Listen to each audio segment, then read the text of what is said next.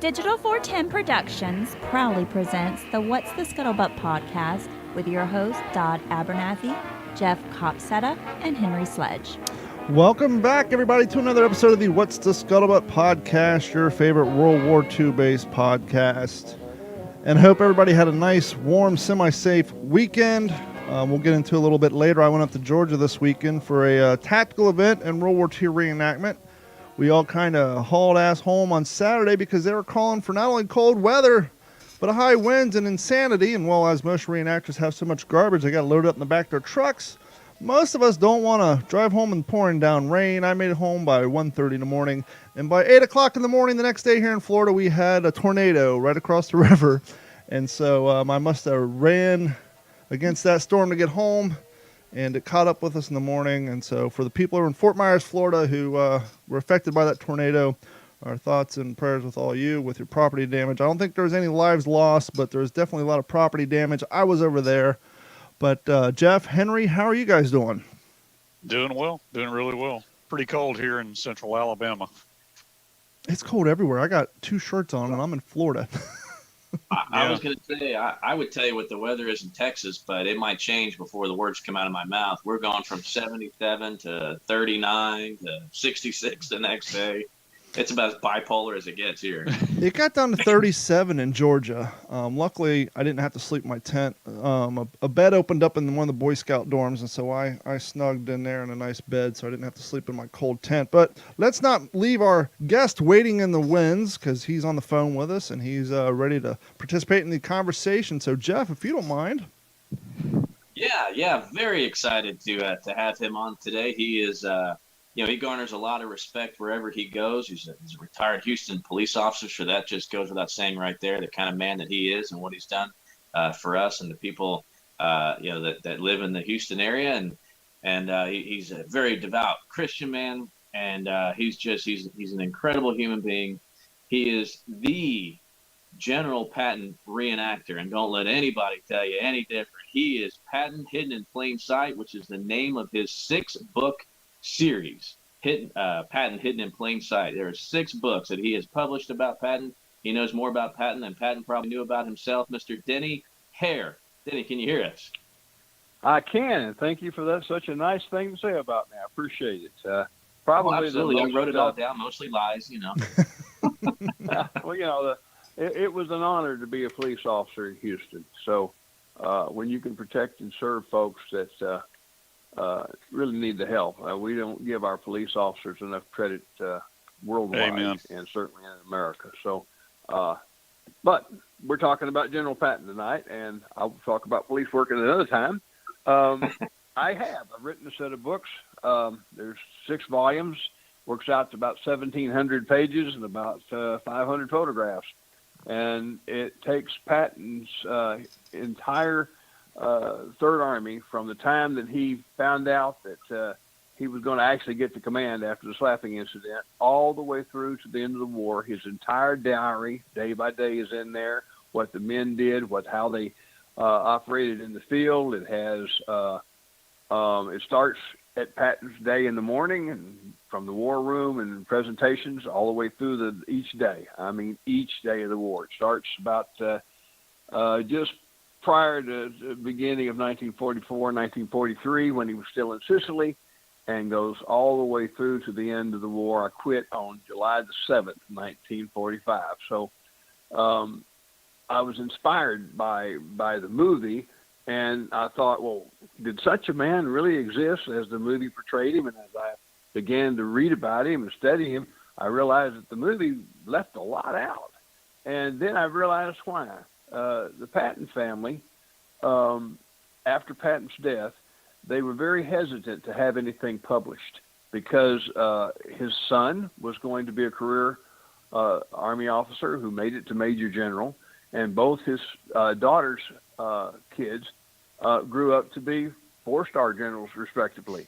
And had they printed what I was able to find out, what Patton had really said in his diary and things like that, they would have probably caught a great deal of flack from the higher upper echelon in the military at the time, and General Eisenhower and things, because there was a love-hate relationship between Patton and Eisenhower and Bradley and some of the others. And so what I decided to do was to write a book exactly as it occurred. But I didn't want my opinion in it. I wanted their opinion in it. So there's very little of Denny saying they said this or this has happened or that happened. It's what they said happened. And I think when history is written, that's the way it should be. You don't need somebody else's opinion telling you what to think. You need to be able to read it and figure it for yourself. So that's how these books were written. It took 10 years to write them. Well, that's a very accurate statement there. You know, I think a lot of authors sometimes lose track of that, and to keep it to the true story, because, you know, as us as historians, we found out that you don't have to make anything up. History is incredible in itself. We don't have to embellish it. We don't have to add anything to it. If we tell it in its purest sense, it's as entertaining as could ever be written.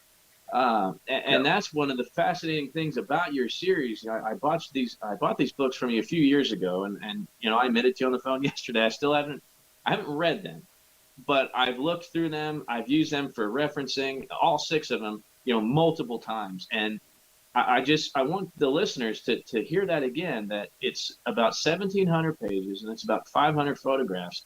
This is not Patton's career in the military. This is not Patton's biography. This is just, 18 months of his time in the service? Pretty much. That's about right. That's incredible. I mean, that's unbelievable. Well, I tell you, one of the things I began to go to publishers, several publishers were interested, and they said, well, you know, that's a lot of information. Can you cut it down to, say, 230 pages? And I said, no, I'm going to tell it like it was, because Patton died before he could tell it like it was, and someone needs to. So it's written as Patton hidden in plain sight, because all of this information was available, but it's never been put in chronological order. When you put it in chronological order, you get an entirely different story than history has painted about him. And he was a man that was, of course, an authoritarian, but he's also a loving man, and he loved his soldiers. He would, let me give you an example that happened while he was stationed around the U.S. He was a man of means. He and his wife had inherited money. He never took any money from the military the entire time. All he wanted to do was be a good soldier. But he had people under his command from time to time that were destitute. And he would make arrangements for his dog to get lost. And then he would make arrangements for that person who was destitute to make sure they found it, and he would give a reward. That way they wouldn't think it was charity. That's the kind of man he was. People see the movie and they think he's a swashbuckler guy that just cusses all the time. That was part of him, but he was much deeper than that. And he was like, if you wanted to follow somebody into battle, he would be the person you want to follow, because you had the best chance of coming out of it. And he was a fair man, and he was a much misunderstood man. And the people that, when any fight is as open as he was and as knowledgeable as he was, and in the press as he was, he's also going to gain some enemies. And he was senior general. He trained most of the other generals at one time or another that served under him. And when you start to look at the bigger picture in Europe, you see that the U.S. Army was divided in army groups, and each group had 3 armies in it, and on average, and each army group had 3 corps, and each corps had 3 divisions. Now, this was fluid. They went up and down in size, and the Battle of the Bulge changed a lot of the table of organization. So that has never been done before. So these generals were learning how to do things that had never been done before. And when you have millions of people in uniform and you have to go into different places and you have to travel with that much equipment, just the idea of moving an armored division into an area, you had to have a person who knew how wide this flop was going to be and whether they could put the armored division in that area or whether it would swamp down into a river, or could it get where it was going. So the logistics of that, and Pat knew it all. Pat studied the maps, and he told Colonel Koch, who was his G2, he says, you know, he did this in England. He says, I know where I want to go, and I know how I want to get there, because he'd studied all the maps, and he knew where the different armies had gone during the different campaigns and the Crusades, all the way back to the Byzantine period and even the Egyptians.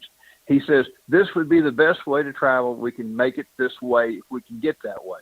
And so they plotted in England where he thought they would go. The movie says that, he shows up with Bradley and he flew in and he had to get back in the war. And he said, well, I got this plan. It's called Operation Cobra.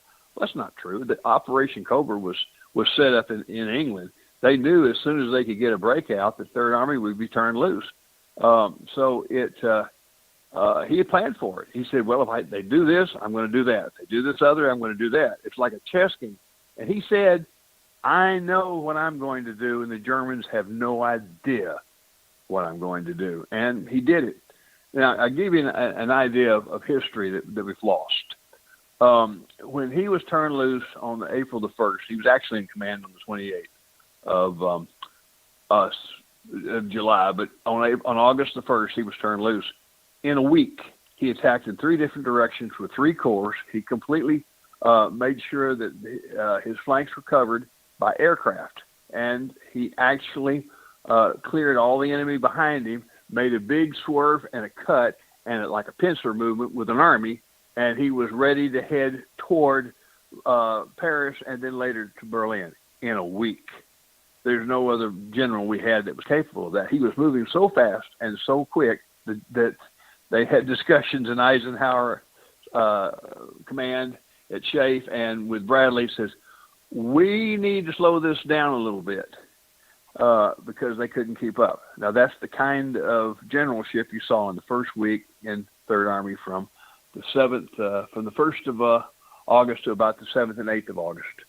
It's amazing, but people forget, and they didn't know. He cleared the area all the way to Paris quickly, and they decided ahead of time that the French decided they wanted Paris, and they went in and took it, but it was surrounded by Third Army. He went on, and he never got credit for that, although the French knew exactly which army surrounded Paris and allowed for it to fall and back into the French hands. Patton was under a blackout at the time, so there was no news of him. He actually landed in Europe on the 7th of July, and his army began to come across, and he built his army in a apple orchard there in France. And when I say built his army, you have to understand that his army command, his headquarters, was there in his apple orchard. And as the divisions became operational and came in from England, they were staged. And so when he was ready to be cut loose, they had plans in place, and there they went. So he went from that. He ended up where there was something called the Falsay Pocket, which was a town, and he wanted to close the gap, because if he could close that gap, he could trap several 100,000 Germans and possibly help the war end sooner. Now, one of the things I found out while I was writing this book, his nephew, Frederick Eyre, was under Eisenhower's command. And I said, well, what did Frederick Eyre do? Well, he was the bureau chief for the FBI for counterintelligence for Schaeff. And he always believed that his uncle, he called Uncle Georgie, could have actually made it into Germany in 1944. Well, that was a pretty big, bold thing that someone might say, because we know it didn't happen. So he caught General Bradley after the war in an odd moment, and he said, sir, could my uncle have made it into Germany in 1944? And Bradley, in this moment, I guess he wasn't thinking. He said, well, your uncle was he could have exaggerated a lot, but in this particular incident, yes, I believe he could have.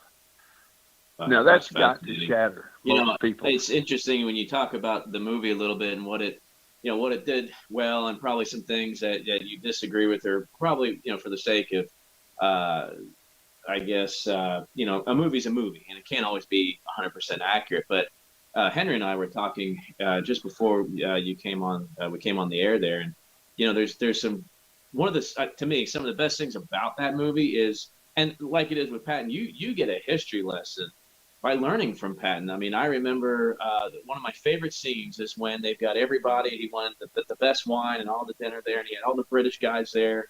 And Patton wanted to sell his plan to take Sicily and he quotes the Athenian admiral Alcibiades from the Sicilian campaign in 415 BC when the Athenians attacked the Spartan ally, then the Sicilians, and he said, Syracuse is the key to Sicily. It's the jugular. And, a lot of people probably say, who the heck is Alcibiades? What does that have to do?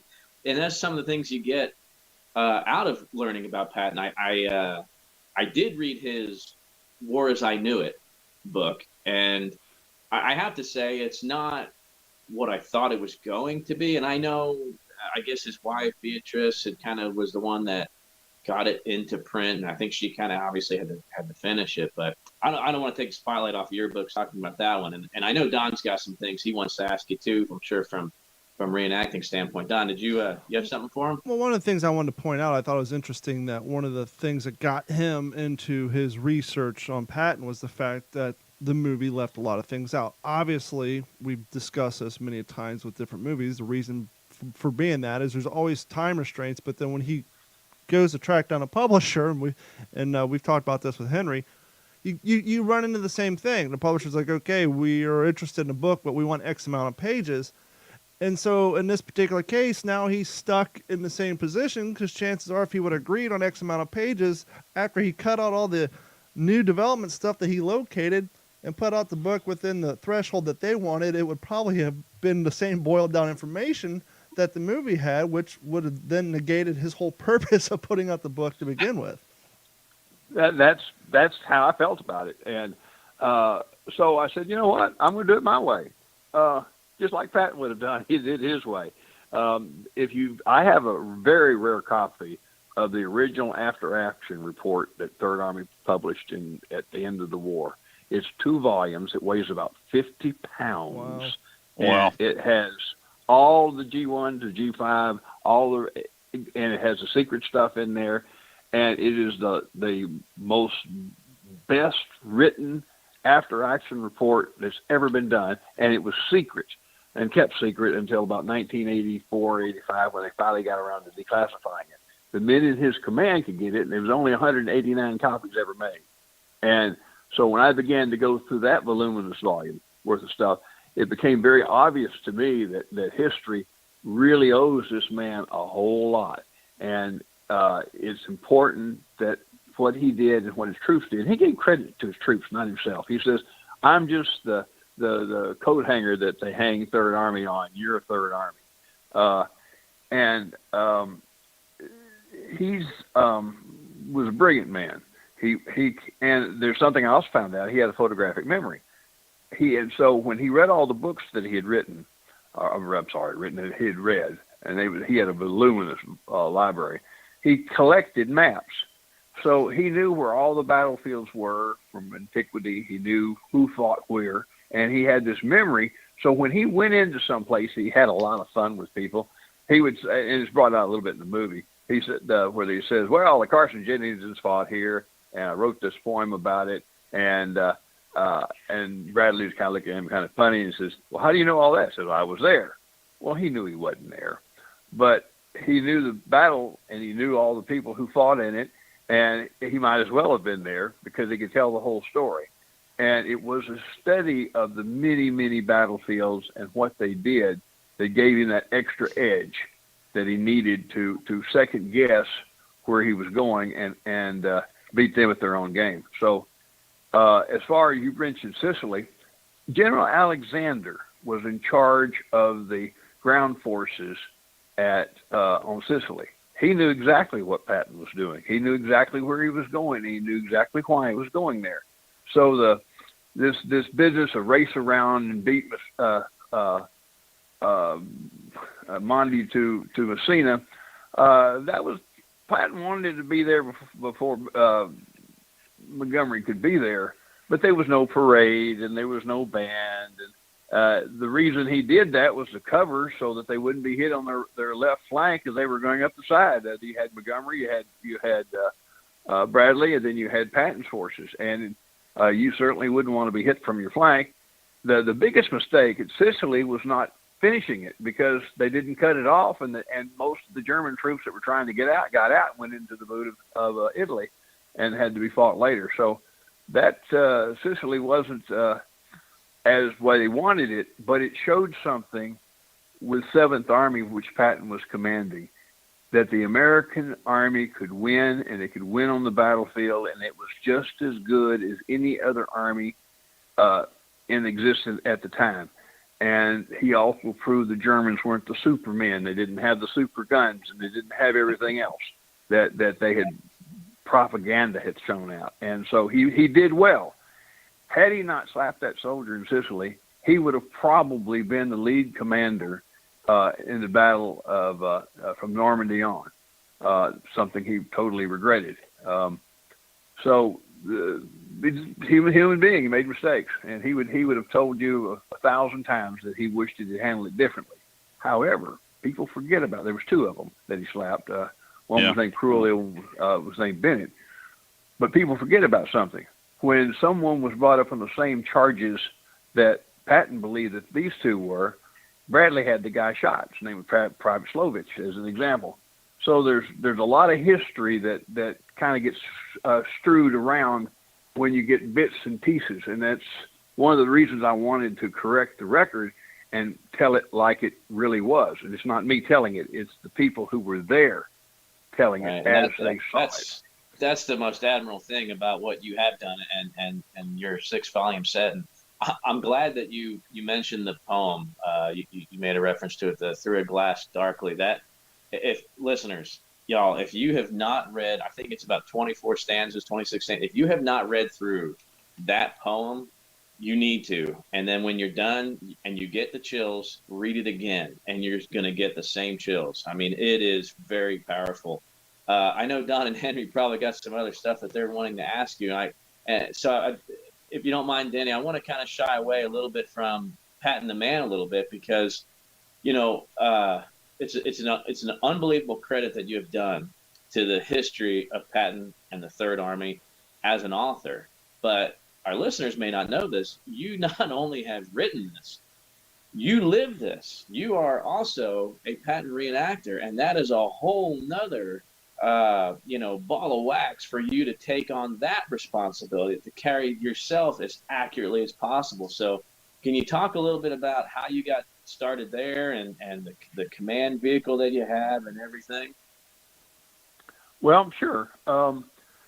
Like everybody else, I love reenacting and living history, and thought it was a lot of fun when I was younger, and no one was playing personalities. And since I was reading about Patton, I thought, well, maybe I could portray him, and we did it at air shows and a few other places. And as I grew into the part, I realized that if I'm going to portray this person, I need to do it accurately. And so the first thing was to recreate his uniform, which is far more different than any other person in the field, with the riding breeches and the boots and the belt and the helmet. It's all different. And so to recreate that took quite a bit. And then when you recreate it, the first thing that people want to know is, do you really know about the man? So you had to have the history. So as time went on, we developed a group that we call Third Army Living Historians, and we do what is known as a war room. And we take exactly the things that occurred in the war room in Patton's headquarters, and we reproduce it for the public.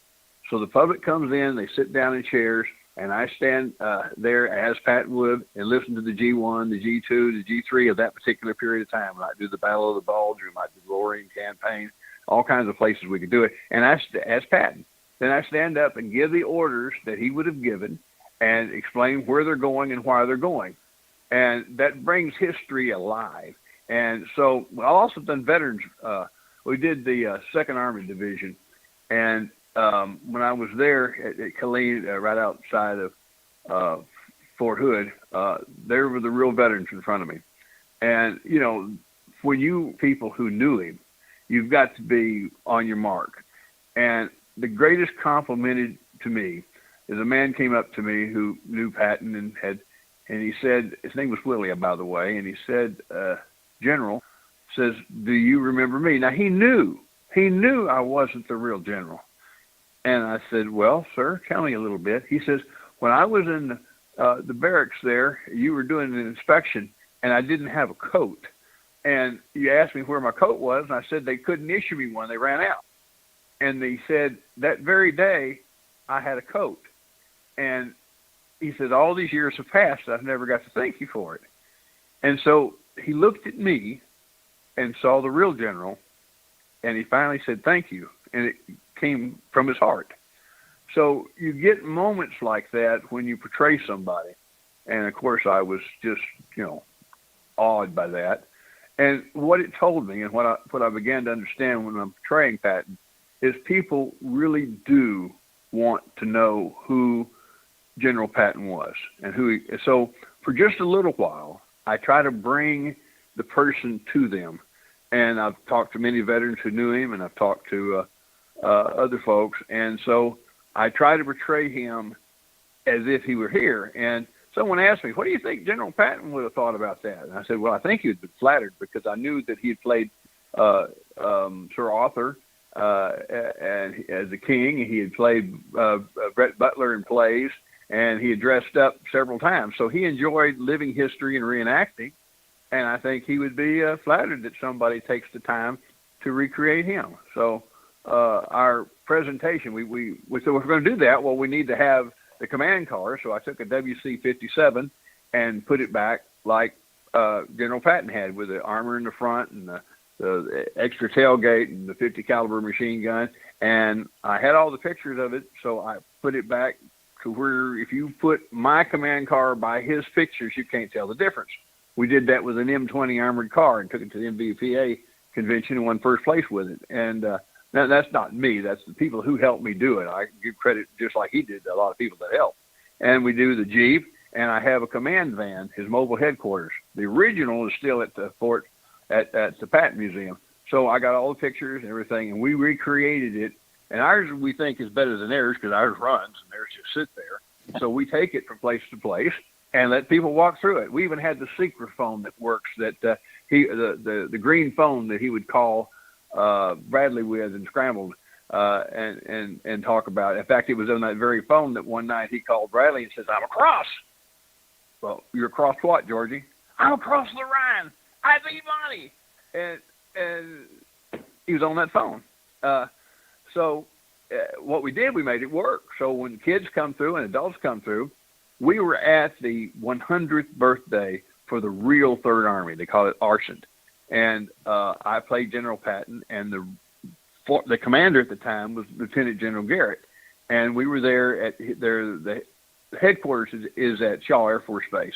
So it's a very, you got to have a lot of stroke just to get to the front door. And they cleared us for the 100th birthday. We brought 20 living historians. I don't call them reenactors when we do a theatrical presentation. I call them living historians. Sure. And we gave the war room for the real Army. So I'm playing Patton, and General Garrett's there, and two brigadier generals are sitting in for where Hap Gay and General Gaffey would have been. And we briefed them on the oncoming Battle of the Bulge, exactly as Patton was briefed in 1944 at his headquarters. And they were, when you can do that for the U.S. Army, those are some of the nicest people, some of our great heroes. So I was humbled to be there, to actually be with our active duty soldiers at their headquarters at the real Third Army for the 100th birthday.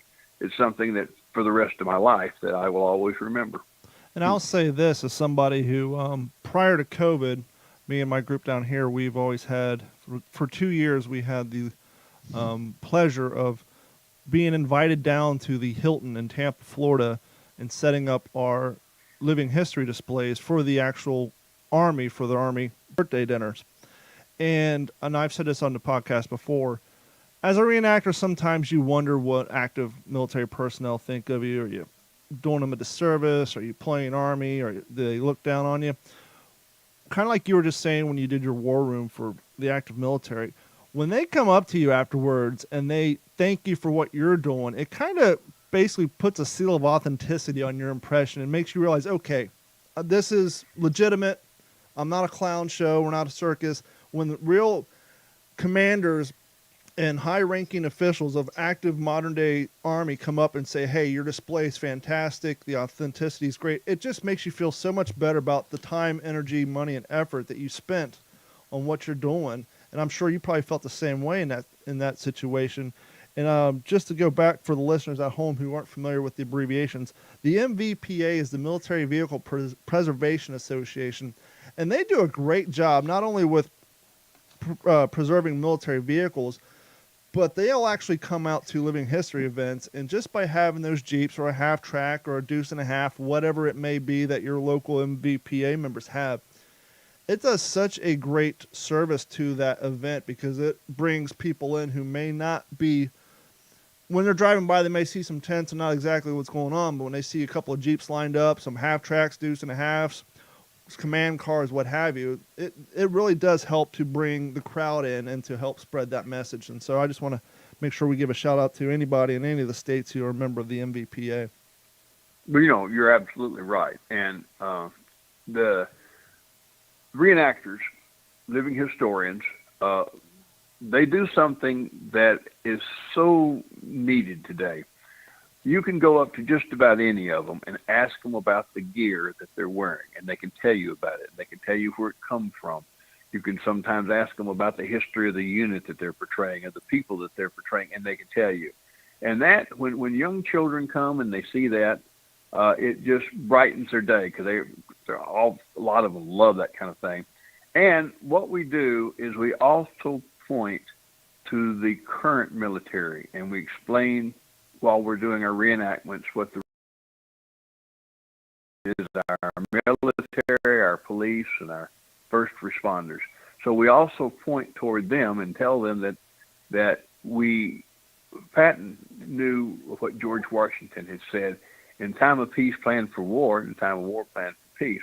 And we have to explain that we are not through fighting wars, but we have the finest men and women in the world who are volunteering to be that difference between the enemy out there and our protection. So we do explain to that. And we also talk about the wounded warriors and those with PTSD and the things that they're coming back from.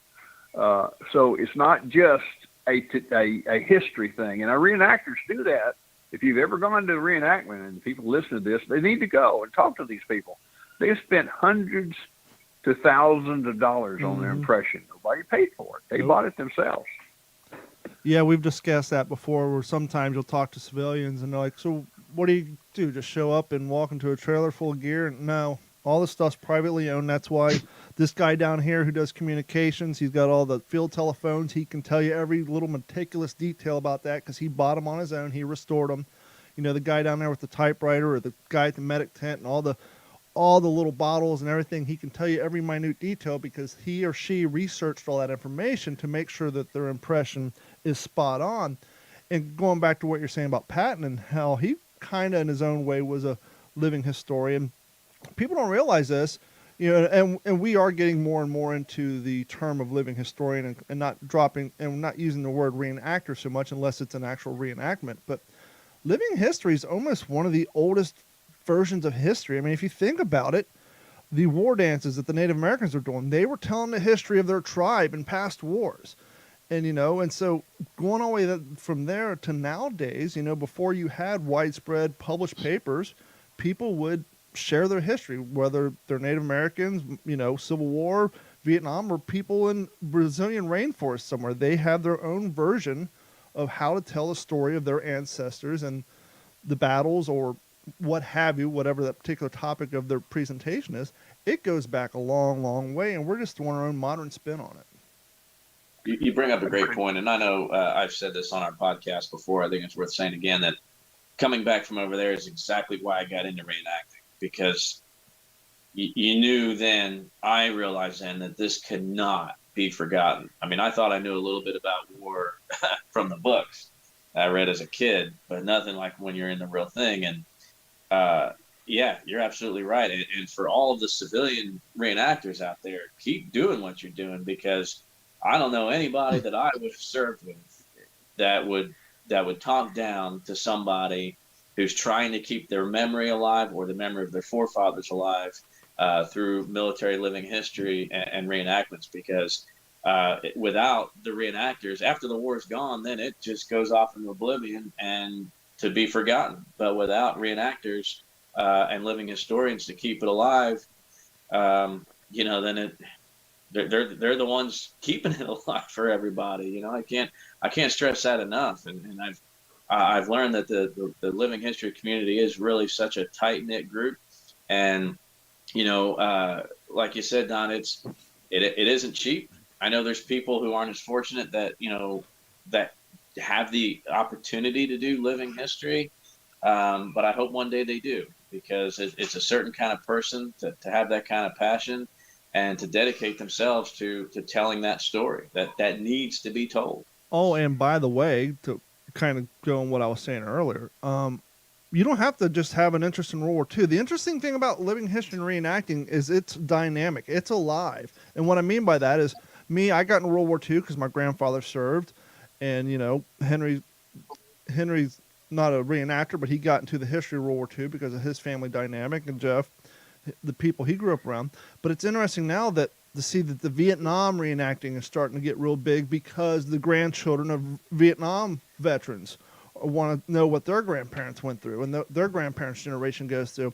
And I've actually seen young cats talking about doing early Desert Storm impressions and all that. And so as the veterans, the children of veterans who served in Iraq War and Iraqi Freedom, Desert Storm, some of their children are starting to try to find that era.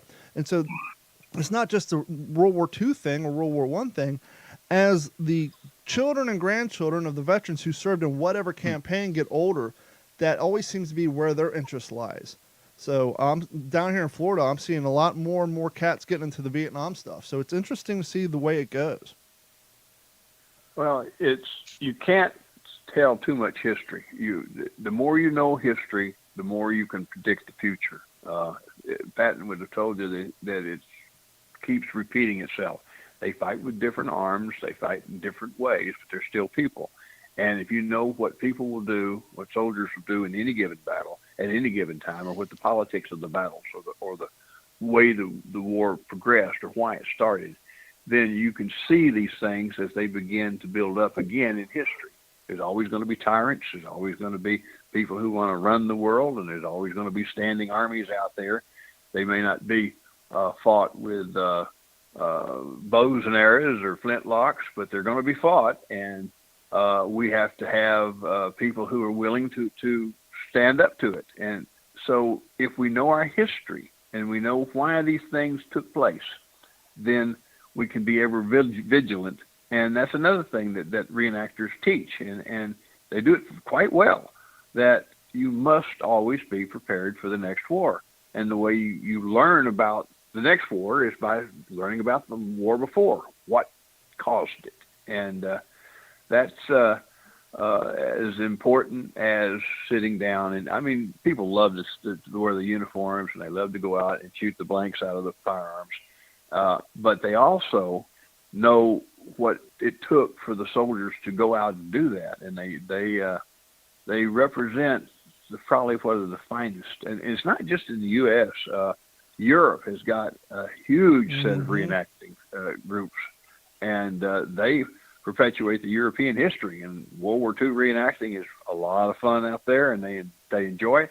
And the other thing is they're keeping these vehicles. I've seen people take Jeeps that had trees growing in them and spend the time and the money, and before they're done, it looks exactly as it did in World War II or Vietnam. And that is the restoration of history, and that's another thing that's so important for what we do. Look at the planes. I'll be going to an air show in Texas, and me and Jeff will be there, and we'll see these warbirds up there. And when you look at a warbird from World War II, know that just about every rivet in it was put there by a woman, and that we had women test pilots, and they were up there flying these things before they ever went to the men.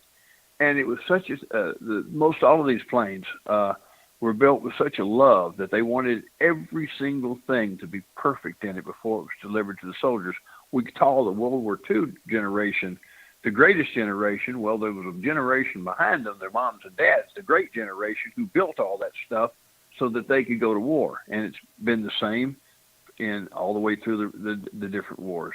Not to mention the engineers who did that on drafting tables with paper and manual equipment. They weren't running AutoCAD and running computer programs and simulated wind tunnels. They were doing that all with their brain, paper, and drafting tools. That's even crazier to think that all the aerospace stuff was all figured out with math and smart engineers. There's a famous soldier about a commander of an American submarine who had a sub he was trying to hit, and it's at an odd angle, and they couldn't see it, but he figured out where it was going to be mathematically and how long it'd take the torpedo to get there, and figured it out on the table and told him when to shoot. No computer, just math on a piece of paper. Yeah, just like all the pilots and their navigators in the planes. They're doing it all in real time with math. So getting back to a little bit about Patton, and he was not the old fella who was living in the past. He was an innovator. Any time that he could find something new that he thought would help win a battle, he got into it and perpetuated it. And he, at the end of the war, he called all of his heads of the different branches, and he said, "Okay, what worked and what didn't? I want you to make a report." And so they would look at the armor and say, "Well, this in the armor worked well, and this thing was a piece of junk. We don't need 37 millimeters on six-wheel vehicles. That won't work. We need mobile artillery. We need time on target. We need all these things." So what occurred after the war was just as important as what occurred during the war. They looked at what worked and what didn't, and they planned for the future. And so that too is part of the Patton mystique, because he realized that we weren't through fighting wars, and that his son, a colonel in Vietnam, and later rose to major general, and he was assigned to Germany there as our threat was there in case Russia did something. So another war. The son from the Vietnam War looking toward to end the Cold War. So it keeps on keeping on. At the top of the interview, when you're talking about doing your book and how the family was a little reluctant, what you found out, reluctant, the first thing I thought is here's a family who had a member who all throughout the war had all these articles written about them, all these publications, newsreels. And there's an old saying, which I've experienced myself, working in radio around here for 6 years and doing some freelance stuff with the local media, and I stopped, which is you never realize how inaccurate the news is until they do an article on you. And I wonder at that point in time, the family's just like, you know what? We're done with all the inaccurate stories, or the authors clearly trying to sell their narrative and not so much on the actual history of the events or the truth behind our family member. I almost wonder if that was why they just kind of got reluctant after a while. Well, I'll tell you what they said. They were afraid for the sons of George Patton's son, and they were afraid for the son-in-laws who were married to his kids, because had the truth come out of what Patton believed to be the truth, which has pretty well turned out to be the truth, had it come out then during the politics, and it was pretty strong, they would not have advanced the way, because they would have been scapegoats, or at least they certainly believed that they would have been. So when George Patton, he wrote the stuff and he sent it home, and Colonel Hawkins, who later became a four-star general and one of the advisors for the Patton movie, he got with Beatrice after the war, and they took and wrote together War as I Knew It from Patton's notes. And they knew they had to be very careful what they put in it. What's in it's true, but what they left out is a tremendous amount of material which would have changed the way people understood it. It was a bestseller at the time. There was two other books at the time that were written directly from about who were in Patton's headquarters. One by Wallace, who was liaison chief, Colonel Wallace, and then the other one was from his assistant G2, Robert Allen. And both of those were bestsellers as well. But as time went on, Patton's memory dimmed. The movie brought it back to life. Had it not been for the movie, people probably wouldn't know what I portrayed today. But the family said, okay, it's been long enough. So Martin Blumenson, who had been a World War II veteran and a fantastic historian and author, he was given the first access to the patent papers. And he wrote a 2-volume set of the patent papers based on everything. The patent kept everything from the time he was a kid till he passed away, every single piece of paper, every note, every order, everything. And so he was able to draw from that. When the patent papers came out, people said, whoa, there's a lot more to this man. And more books began to come out. And then finally the patent family said, okay, it's time. And they donated the entire collection to the Library of Congress, and they put open domain to it. That means it's open to the public, no copyrights. You want to go research and find out about stuff, it's there. So I sent a researcher that was working there, and I said, okay, I can't come up here to get all this material. So the researcher I had on weekends, she'd go up there with a camera, and she'd go through the entire patent papers and take a picture of it at about 450 DPI. I have 86 gigs of the patent The world's papers. largest PDF file. Good Lord. As a computer guy, I know that if the resolution on a PDF file is larger than 100, you can only fit like 5 pages in that PDF file. So I can imagine how big yours slow is. emails. Yeah, I bet. Yeah. And that's how I got have the both dowry. copies of the patent papers. I cracked it open once, and I thought, no thanks. I'll never In your research, did you come across any firsthand accounts or maybe retellings of Patton's feelings of being kind of, I don't know if I would say put on the sidelines, but kind of being put in charge of the quote-unquote ghost army to help sell the deception of, the mislandings of where we were going to land in France? Yeah, he didn't mind that a bit. And the reason he didn't, he was secret. When Eisenhower came back from a vacation, a secret vacation from 1943 to 44, and took over as the Allied commander, as Roosevelt had named him Supreme Allied Headquarters Commander.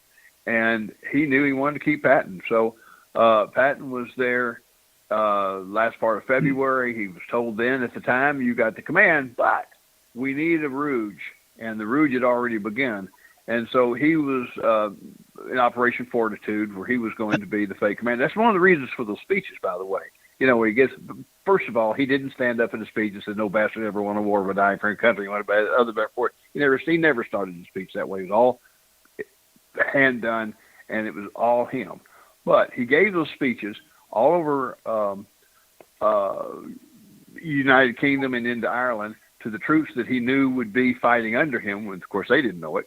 A lot of them didn't. And the reason he did is they wanted the German spies, who were actually, a lot of them were counterintelligence spies, to see him and hear him and know he was there, even though he was a secret. That's part of the rouge. And they never mentioned Third Army. It was just he was going to be the First Army commander. And he even gave a speech, one of his speeches like you see in the movie, but without the medals, and it was a lot longer, on the 5th day of June. Now, on the 5th day of June, we had the ships out there waiting to see if they were going to come back or they were going to land on the 6th. So he was still giving the speech so the Germans could know he was still in England, so that he was going to lead the force. And Hitler bought into it. He thought that there still was going to be another, even after he's told the Normandy invasion, he was still waiting for Patton, and the invasion he thought was going to concur. So it worked. Now, it wouldn't work today with all the satellites and stuff, but it worked then. And it was that surprise that gave them the thrust that they needed. So Patton, even though he wasn't actually at the first invasion, he was very much a part of it. And he didn't mind that a bit. He thought that was a good thing. But he was really anxious to get his Third Army in there. So his G2 would give him all the reports of the things that were happening on the beaches. And he kept up with all of the Army units that were there, and all the German units, because he knew he'd be facing the German units. So his intelligence was superb. And so when he came on to the continent, he knew exactly what he was facing. And of course, he was also briefed by Bradley and by Montgomery, and they sit down, and they weren't the enemies that the movie would have you think of them. They knew that they had to be professional soldiers and get the job done. So they would sit down, they shared information right there at the beginning of it. And Montgomery was actually in charge of all the ground forces, and he was in charge of all the ground forces for quite some time until they reverted back to the commands like Bradley took. So it was an interesting political issue out at that time too.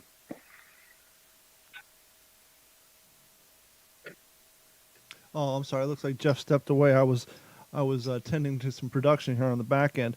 Back at the beginning, you were talking about how Patton had a photographic memory and he was studying the maps, and it occurred to me, well, that would probably help explain how he was able to accomplish what he accomplished in such a fast manner. Not only did he know of the battlefields of the past, but he knew of the routes that the quote-unquote good guys took and the bad guys took and which ones worked. And so he knew not to relive the troop movements that failed and to, readjust in modern day so that he can get through those areas quicker, because he knew from reading the past and the maps and his history where things could cause bottlenecks or break down due to geographical makeup. So I'm sure that really his photographic memory, his lust for history and all things military probably was a huge proponent and a huge contribution to how well he was able to move. It was a lot of it, but he understand that he had one of the finest intelligence services that any army had. It's held by Colonel Oscar Koch, and Koch kept a running tally of all the German units worldwide, and he knew what happened to them when they were decimated, when they were changed.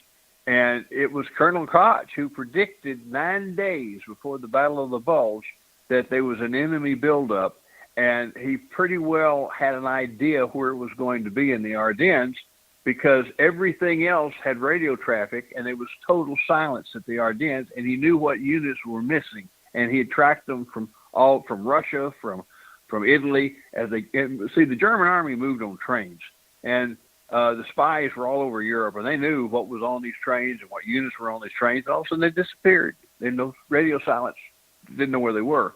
So he gave a report to Patton that of the troop buildup, that they didn't know exactly where they were, and he said it was conceivable that they had the troops to attack. Now, they didn't know exactly where, but they had an idea. So Patton sent that information up, and he was involved in a battle called Operation Tink, which was supposed to go all the way to Frankfurt and go through the Siegfried Line. And he actually had a German lieutenant general who had agreed to help him go through the Siegfried Line. And he told him where all of the stuff was. He told his G2 anyway. And they checked it out because he had helped set up the Siegfried Line. His name was Hans Schaefer. And he had been captured in, I'm telling you new history that most people don't know anything about. It's in the books and where it came from. But so he had been there. He was a Prussian extracted professional soldier, and he knew that Germany was going to lose the war. He knew that Hitler would fight on until he was in, and he didn't want to see that happen to his country. So he gave information to the G2 Koch about how to take the Siegfried Line. And they were in the process of fixing to do that with the heavy bombers, and General Doolittle was in on it, and Spats, and the whole business. They were going to bomb, and then they were going to take two armies and go all the way through Frankfurt when the Battle of the Bulge began to take place on the 16th of December, which Patton stopped in his tracks. And this is where the brilliance of the man came about. He kept a rouge going on of the battle he was in. He told the 4th Armored Division to move and two other divisions to move, and they moved toward Bastogne. And he directed that personally himself. He was in Hapgay, who was the assistant commander of 3rd Army, and it was at Nancy, France. And Patton then went to Luxembourg with Bradley, and Patton conducted with communications back forth what to do, and then he had a good hand in what they were planning with Oscar Koch. And that's how they went toward and got into the Battle of the Bulge, which lasted about to the 31st of December. Then he also, there's another story about his chaplain, which the movie doesn't bring out. And I want to bring that out. People have talked about Patton and his is colorful language. And yes, he used it a lot, but he was also went to church every time he could on Sunday. And he called his chaplain, which was and Chaplain Hugh O'Neill, and he said, "Look, we're in a spot here." He says, "This weather, this is Lorraine campaign when it was pouring down rain." He says, "We need a prayer." But before I talk about the prayer we need, he says, "Let me ask you something. Do the soldiers, are they able to pray?" And if you know anything about the liturgy of the Catholic and the Episcopal Church, and Patton was an Episcopal, there's not much personal praying. He says, "I want personal praying. I want these soldiers to have a chance in the services to get down on their knees and ask the Lord to protect them and to bring us out of this." So he issued an instructional letter number 5 through his chaplain, and it went to 400 and something different chaplains throughout his entire army, that they were to give the soldiers a chance to actually pray, and they did. That's something that's not known by a lot of people. And the prayer, the chaplain never say, like he did in the movie, "Well, sir, I don't know how the Lord would receive it."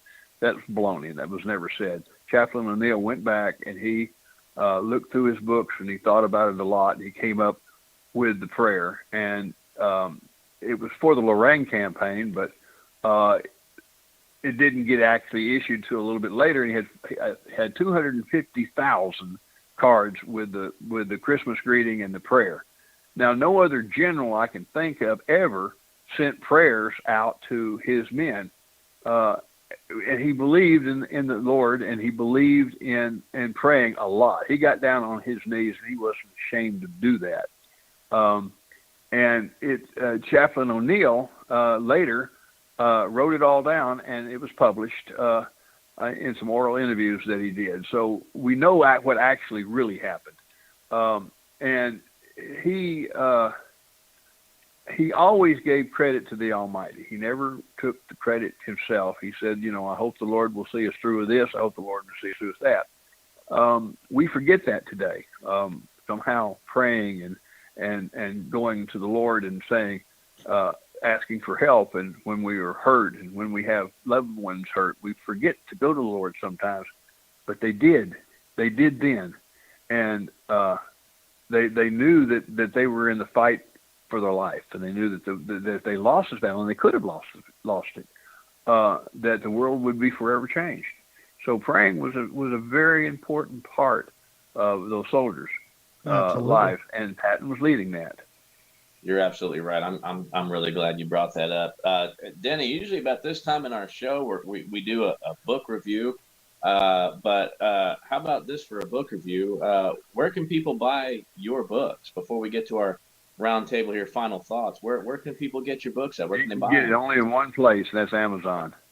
Yeah, I'm on your website. I'm on your page on Amazon, and people can actually just go to Amazon, type in Denny Hare, and you can do the follow the author. They have all his publications up there. All the books are there, as well as a bio, and you can click follow, and anytime any new information comes up, any projects, it'll notify them. Are you working on any new projects right now? I've toyed with putting another book out about Patton in World War I. I have a lot of information about how he went into tanks and how he developed the light tank and how it fought in World War I, what he did. I have quite a bit, and I've toyed with that, and I'm considering it. It just takes so much time to write one and to get it exactly like he wants. Sure. And so I'm thinking about it. Well, as always, we will post a link to your Amazon page as well as your website and your Instagram page on our website, WTSPWorldWar2.com, tomorrow when this episode goes live.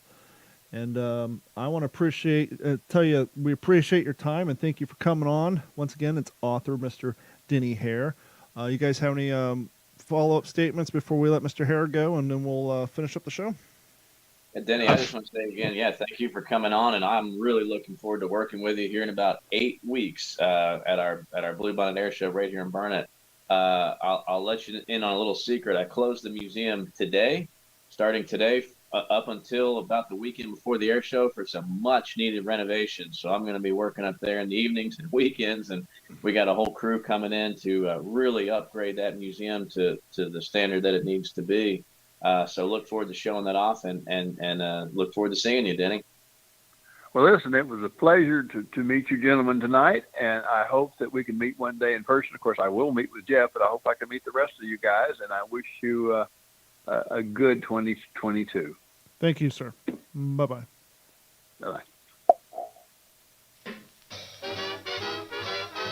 Activated based on the recommendation of the Advisory Committee on Negro Troop Policies, chaired by the Assistant Secretary of War John J. McCloy, Chief of Staff George C. Marshall approved the committee's recommendation for a black parachute battalion and decided to start with a company. And on February 25, 1943, the 555th Parachute Infantry Company was constituted. On December 19, 1943, headquarters of the Army Ground Forces authorized the activation of the company as an all-black unit with black officers as well as black enlisted men. All unit members would be volunteers with an enlisted cadre to be selected from personnel of the 92nd Infantry Division, stationed at Fort Huachuca, Arizona. The company was officially activated on December 30th, 1943 at Fort Bennings, Georgia.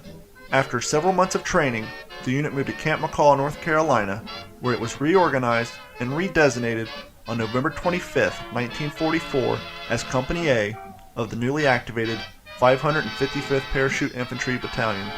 Due to its numerical designation, as well as the fact that 17 of its original 20 members were selected from the 92nd Infantry Buffalo Division, the 555th PIB would adopt the nickname the Triple Nickels, hence the origin of the term Buffalo Nickels. And though combat ready and alerted for European duty in late 1944, the changing tides of war resulted in a different assignment, jumping over the blazing forest of the American Northwest searching for Japanese balloon bombs, a job requiring exact skills and special courage. In this unusual role, the 555th also confronted a new dimension in warfare, involving the use of biological agents that could destroy woodlands and crops, but not humans. These men soon became known as smoke jumpers. At this stage in the war, the Japanese began floating incendiary devices attached to balloons across the Pacific Ocean, taking advantage of its jet stream's easterly flow in an attempt to start forest fires all over the northwest of the United States. The Forestry Service asked the military for help, and the Triple Nickels were ready, willing, and able. The battalion individual jumps during the summer of 1945. Operating from Pendleton and Chico, California, the operations covered all the northwestern states, including Montana. During fire operations, the battalion suffered numerous injuries, but only one fatality. Malvin L. Brown, a medic assigned to the battalion's headquarters company, died on August 6, 1945, after falling during a letdown from a tree near Roseburg, Oregon. His death is the first recorded smoke jumper fatality during a fire jump. When the battalion was inactivated on December 15, 1947, its men were all transferred into 3rd Battalion, 505th Parachute Infantry Regiment, which had been reduced to a cadre strength to prepare for their arrival. Soon afterwards, individual black paratroopers were transferred to units throughout the 82nd Airborne Division, making it the first integrated division in the United States Army. And we want to thank Denny once again for coming on, and thank you guys for hanging out with us. We're not done yet. I just want to throw that little history lesson in there, seeing how this is Martin Luther King Day. And anyhow, we have kind of exciting news, I guess. As per Jeff's request, we do have an official What's the Scuttlebutt podcast Instagram page. So now you don't have to see all my personal nonsense on our page. But that is actually going to be managed by all three of us. And while we're on the topic, for the first time since 2018, and what I want to say is pretty much my opinion. Doesn't exactly express the opinions of Jeff or Henry, but for the first time since 2018, as you guys know, last week we had on Matt DePalma, who is a German reenactor and German historian. We actually had a photo removed, and this isn't the first time we've had German reenactors on. Matt was the third one. We don't have a whole hell of a lot of them on here, but we've had enough where I've posted photos, and even on the Weimar Republic uniforms, they have the eagle and the swastika. But in the overly sensitive cancel culture days we have now, at least based on my opinion, Facebook took down that photo and also put us under restriction for the next 23 days. And so if you are a subscriber to the What's the Scuttlebutt podcast Facebook page and you don't see any of our posts, that's because one of the penalties is Facebook let us know they're going to be burying our post on people's timelines for the next 23 days. So you may want to go ahead and, ironically, I know Instagram's owned by Facebook, so it really doesn't matter. But please head over to Instagram and follow us there at WTSP World War II. And let's get back to and while you're on the internet, looking at Instagram, please head over to WTSPWorldWar2.com, click on Patreon, sign up and subscribe. It only costs you $1.50 a month, and that goes a long way to support the podcast. But what do you guys have in the way of books for this week? Well, as Jeff and I were talking about, I finished Spearhead. I read Bomber Boys. Right now I'm reading. Can you guys read that, or is it backwards? No, it's good. Robert Sherrod's book, History of Marine Corps Aviation, World War II. It'll take me a while to get through that. So that's what I'm in now. I am, I'm halfway through this Peleliu Tragic Triumph, and I was reading a paragraph that kind of went into a description I had never heard explained before, but one of the hypotheses that the author was floating that apparently he had heard throughout the history world was they think it's kind of odd that during the invasion that the Japanese artillery and bombardments kind of lightened up. And some people don't know if it was to protect their backlog of ammunition, or I guess some people kind of floated the idea that the Japanese knew that they weren't going to win that battle, but maybe they need to slow it down and drag it out as long as possible to slow down the Marine Corps advance on their island hopping campaign. And there's just a quick paragraph where he kind of made it sound like it's almost the Japanese said, okay, or at least the ones on the island said, okay, we've hit them, caused a lot of casualties, but let's slow down the beach landing bombardment to make this campaign drag out longer to prevent them from just mowing through and moving on to the next island. I've never really heard that suggested before, but it was a weird paragraph that kind of popped up in that book. Yeah, it's been a lot of years since I read that one, but I mean, really, if you think about it, Peleliu kind of was where they really started going defense in depth. You know, with the idea at first being that you're not going to stop them from landing. Mm-hmm. The idea is to bleed them dry as they advance inland. And as they had already learned from Guadalcanal and New Britain and all that, Banzai charge is just a and waste. Tinian and Roydom, yeah. Banzai charge is just a big waste of manpower, and especially when you're trying to slow down the charge to your home island. You know, you need to change tactics at a certain point. Take that thought process on out at Okinawa, where they barely oppose the landing at all. Mm-hmm. Absolutely. What say you, Jeffrey? Oh yeah, so I'm still working on Spearhead. I was telling Henry I thought I'd be done with it by this episode, but I've kind of slowed down a little bit. I had some personal things coming up, and again with closing the museum and trying to concentrate on that. Now the stopwatch begins now to get this done before our air show on the 19th of March. But it's funny. The Spearhead is the first one, and for people who don't know and they're watching, it's Adam Makos' Spearhead. It's an incredible book. I know Henry's been in touch with him, and I think simultaneously when he was emailing you, he was sending me messages through Instagram, and him and I had a really great little chat through Instagram about the stories that we can't wait to share when he is eventually on our podcast when he has the time. So I think that's huge news for us and for our listeners. But that is probably the first book that I have read strictly about armored warfare. And I've been looking through my shelves and my books and everything. I don't have another one, and I'm almost kind of, while I'm hung up on it, I kind of want to read one more before I shift over. I mean, of course, you get into the end of February, it's tough to not read about Iwo Jima. Mm-hmm. Yeah. You know, it's just the anniversaries. I don't know. It could go either way. And Henry and I are probably the only dorks that think about stuff like that. Well, I mean, Jeff, you're right. It's too cold to be. I mean, normally I wouldn't be diving into Pacific stuff, but I'm working with the guys on Cowboy Stout's cousin. We're collaborating on a film about him, and so I'm wanting to just absorb myself in marine aviation as much as I can, but. I mean, one of the books I got for Christmas was Alamo and the Ardennes, by John McManus. And I was starting to read that, and I thought, well, wait a minute, man, I've really got to read this marine aviation book. But so, Jeff, are you saying you really want to read another armor book? Yeah, I'm kind of leaning that way. And of course, it depends. So I'm starting my undergrad for history program the end of February. I don't know how much spare time I'm gonna have, and I'll be honest, I've got I don't know how much our listeners care about what we're talking about right now, but I've got a collection of it's called World's Greatest Literature. It's a 20-volume set, was published in the mid 30s.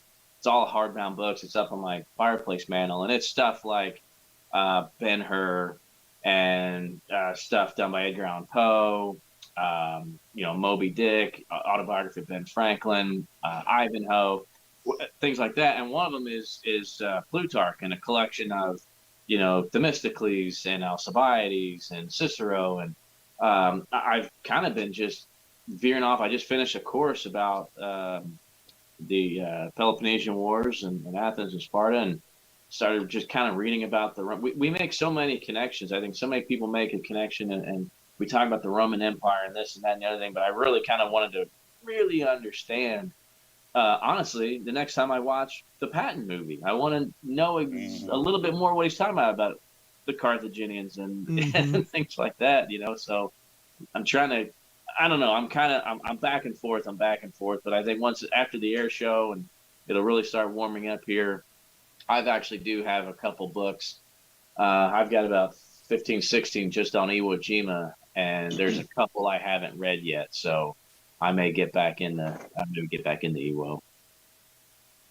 Yeah, I never thought about it. Maybe that's why I do so much studying on the Pacific, just because I live in Florida and it's just damn hot all year round, with the exception of like the 2 weeks right now. I mean, it's like 60 degrees out, and here I am wearing a t-shirt and a long sleeve shirt and sweatpants because I envy you. That, and I spent the weekend up in Georgia, which, by the way, shout out to Jeremy Petrella and the guys up in Georgia who put that event on. The numbers were a little lower this year, I think, mixed primarily not because of COVID as far as the disease goes, but probably because of COVID and inflation and people losing hours and jobs like that, just making that long haul. We still had a great weekend. What part of Georgia were you in, Don? It's technically it's called Lanier, Georgia, but it's a small ass town. T-Mobile, I could only get one bar, and the only time I could use my phone was standing out in the middle of the field, which is a huge improvement because the last 3 years I'd have to drive into Lanier and go hop on Burger King's Wi-Fi to make a phone call. So T-Mobile is getting some, but the biggest city nearby would be Valdosta, Georgia.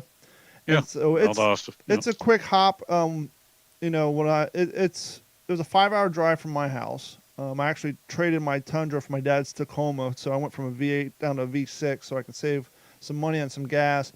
And it's kind of cool because when you go up the interstate, they actually take you off on the back roads, and so you actually make the drive over Georgia, the transition from Florida over to Georgia through back roads instead of over the interstate. And it's a good time. It's actually at a Boy Scout camp, interestingly enough, called Camp Patton. People don't realize this. You can rent Boy Scout camps because they don't use them all the time. And so we discovered this a few years back. We rent out this Boy Scout camp. I left here 5 o'clock Friday morning, got up there around 10, 11-ish. We did a tactical event on Friday. I tracked it with my phone. It was a shorter event. The Germans kind of called it quit a little early, but that's fine. We still did 2.5 miles of hiking through the woods on Friday.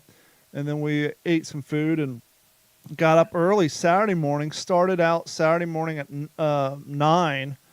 And then around 11:30, we circled back and did a public reenactment right on the edge of the field so the public could see us because the tactical's all back in the woods.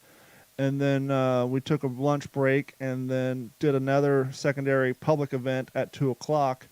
And this is the Malmedy massacres. So this event is about Malmedy. And so one of the interesting things we try to do is at the early show on Saturday, we had me and about 6 or 7 people, we were kind of patrolling through the woods, and we did the whole thing where they took us captive after a little skirmish, and they walked us down in the woods out of the sight of the public. And then we all, even though, because the public's not going to know the difference between a bolt action Mauser versus an M1, so all of us down in the woods would just start shooting up in the air to give the sound of the massacre as the PA system was explaining about the massacre and all that. So we did that. We had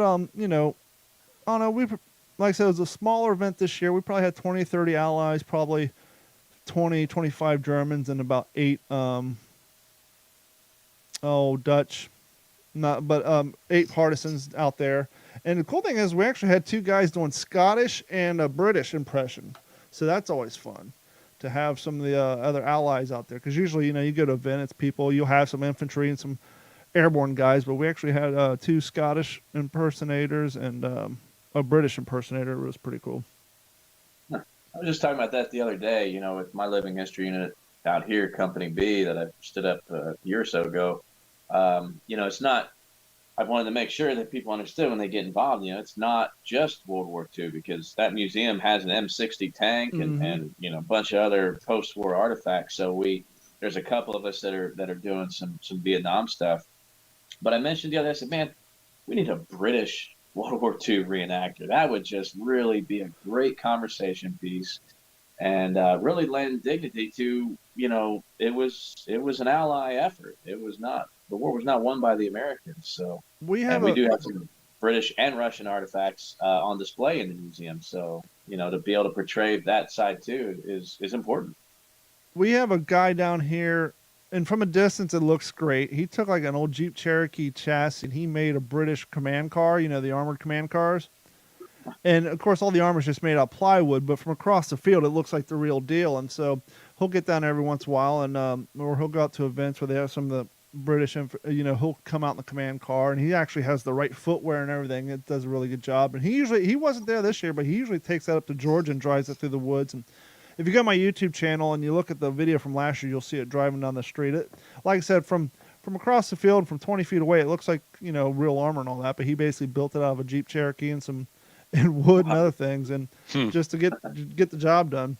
Because obviously you're not going to find a command car over here in the States without spending a small fortune to import the thing and restore it over here. So, and but no, it was a good time. A lot of driving, but all in all, it was a good time, and can't wait to do it again next year. And hopefully more and more people show up every year, and because we were kind of predicting this earlier when it comes to the reenacting living history stuff with COVID and just the way the wind's blowing. It seems like every year there's less and less of them to go to, which is sad. So hopefully we get over this COVID policy stuff and people start showing up to events. And Don, do you think that applies to everything, like Civil War, World War II, whatever? I mean, does that across the board just kind of? Yeah. Well, the problem we're having down here in Florida is they had this in the Civil War realm. I forget the name of the town. We had something raid. It'd been going on for 45 years down here, and last year the year before they killed it. First time in 45 years, and that one was done. That was a huge Civil War one. The problem we face in Florida ever since the Pulse night club shooting. Any Florida state-owned park, we can no longer do weapons demonstrations with firearms that carry brass cartridges. So that basically leaves you can do your Revolutionary War, your Civil War, your Spanish-American War, but World War I, World War II, Vietnam, all that stuff's out now. And as living historians, we don't mind showing up and setting up the tents and setting up the displays, but Jeff can tell you as much as anybody, if you're not making noise with some blanks at least twice a day, people aren't as happy to come out and watch the show. Well, it's a huge part of it. Yeah. And then, kind of like I was saying earlier, I don't think it's so much as reenactors concerned about getting COVID as much as people's jobs being affected, inflation. Right. I know my income since COVID as a small business owner has been hit traumatically over the last 2 years. Just, when you're a small business whose job it is to service other small businesses, and I think what the status was like 45 to 50% of small businesses in the country went out of business. People just don't have the expendable income to drive 4 or 5 hours, spend a couple $100 on blanks and things like that. And so I think that has and a lot of employers may not allow cats to take a day or two off right now to make that drive down. So I think that probably has a bigger impact than fears and concerns of getting sick does, at least down here in Florida, where no one wears masks unless they go in a place that's owned by a corporate company whose corporate office is located in a different state. So that's kind of how you can tell when you go to a store where their corporate office is located by if they mandate. Just about everybody's employees wear them for legal reasons, but if they have signs forcing their customers to wear them, at least down here in Florida, you kind of know where their corporate office is located. But yeah, so it's definitely. I need to slow down. I'm I'm gonna have to take my boots over to a cobbler. My seams, you know how on the old World War II boots they're all sewn with that heavy gauge thread. The soles are sewn on. My boots are starting to separate. Luckily, they didn't blow out, so I can take them over to a cobbler and have them re-sew them up. But yeah, I gotta get some maintenance done on my boots finally after all these years. Yeah, I'm the same. I'm in the same boat. I've got to put heel pads on my jump boots. They're just about worn away, and of course that's a lot easier than having them sewn on. You know, they're just nailed in there. But ironically, these are jump boots because when it comes to, I have two pairs of boots. I got my Bruno Dockers from my Marine Corps impression, and then when I do infantry, I just put leggings on over my jump boots, and they just look like the early service shoes. But yeah, that's actually right at the bridge of my foot where that's sewn together. It's not the heel or the pad, but that bridge on my left boot, it's separating. And luckily, I'm wearing leggings, and so it kind of that strap that goes underneath your foot kind of helped secure that this weekend. But before I do another event, at least when it's going to require running, squatting, ducking, diving, and crawling, I'm going to have to go get those soles re-sewn on. Yeah. But that, and I really need to have my M1 gear end serviced. I think my op rod has a slight twist in it, and it happened 3 times where I'm field stripping my gun in the field during reactment. I'll get a little extra hot round, and my charging handle will get dislodged from my bolt. So the bolt just stays back, and so I then have to field strip it and put the damn thing back together. And so my gun really needs some good servicing too. But you know, when you're putting blanks to those things, and it's a freaking 80-year-old rifle, what do you expect, right? So, well, Henry, do you got anything to plug before we wrap up the show, or anything else you want to talk about? No, just let's see. I think the only thing I got coming up is first week of February. I'll be on World War II TV again with Paul Woodadge, who I think isn't he on our calendar for January 31st? Yes, I believe so. I'll have to double check off there. Other than that, that's really it. Well, I want to let you two know that I ran into I've said this in the past. Sometimes I feel like, sometimes you guys kind of feel like we do this show for ourselves. We know people listen, but it's always a little weird when someone comes up to you and says, "Oh, by the way, I love the podcast." And so I had a couple people come up and they complimented you two and said you guys are a great addition to the show, and they really love the show. And a lot of them, it's always funny, a lot of them, to kind of get themselves in the mood, they listen to the show while driving to events. And so I just wanted to let you guys know that's cool to hear. People sent you guys some love, and words getting out there. Thanks for telling us that, man. Yeah, I feel all warm and funny inside. I'll let you know. I'll let you in on this. The very last film fest that Walking Point is a part of is coming up in February, and it's kind of a full circle. It's the Austin Revolution Film Fest, or otherwise known as ARF, and a lot of things in the Walking Point story and how that movie came to be kind of spawned from ARF, including, you remember Liza, the main actress. Yep. RJ and Chelsea kind of stumbled on her at an ARF fest, I guess, I don't know, 5-6 years ago, and we're like, hey, that's our leading lady, and the rest is history. So there's talk that a lot of us are going to be. It's kind of almost like a reunion now to go out there, and so I don't know if there's a virtual option, because this isn't it. This is a live film fest, but I don't know if there'll be a virtual option too for people to watch or not. But we're going to screen on Friday, February 18th, and then the 19th is kind of the awards dinner and the after party and everything. That's the last day of the event. So the wife and I are going to go down there on Saturday. There's no way we could see the screening on Friday, but I've seen the movie a couple times. But but yeah, I think a lot of the main cast is going to try to be there. That's awesome. Kind of see each other once again. The main co-star Josiah, he's Atlanta based, so he's coming out, and then of course Lou is coming from the LA area. So So and for our listeners that don't know, that's how Don and I got to meet. That's how this whole thing started. So it's kind of a bittersweet to see it no longer on the circuit, but we're hopeful that we can pick up another couple awards. And when you watch that movie, stick around for the credits, because What's the Scuttlebutt is listed by name under the special thanks part of the credits on that film too, go. which is cool.